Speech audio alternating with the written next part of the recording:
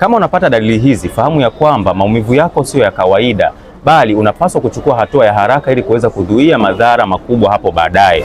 Dalili ya kwanza ni kupata hali ya stiffness ama kukakamaa kwa viungo wakati wa asubuhi unapotoka kuamka, na wakati fulani inakuwa inaambatana na inflammation, viungo vyako vinavimba. Lakini dalili ya pili ni kupitia hali ya maumivu makali wakati unapotoka kuamka, dakika 5 mpaka dakika 15 kabla ya kuweza kutembea, unakuwa unapitia hali ya maumivu, kisha baada ya hapo yale maumivu yanapotea.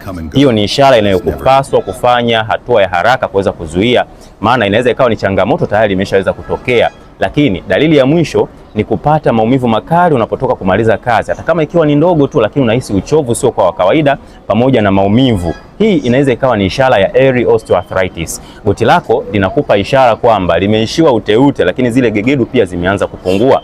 Kama utaweza kuiacha hii hali kwa muda mrefu, inaweza ikaharibu viungo vyako na ikakufikisha katika stage ya 4 ambayo ni stage ya upasuaji inayopelekea ulemavu wa kudumu. Unaweza kuwasiliana nami leo kwa sababu nina solution nzuri ambayo itakusaidia kwenda kurejesha afya zako za jointi na kuweza kuepukana na madhara makubwa hapo baadaye. Karibu leo, namba yangu iko bio, unaweza ukachukua namba hapo inayopita hapo chini ili tuweze kuwasiliana.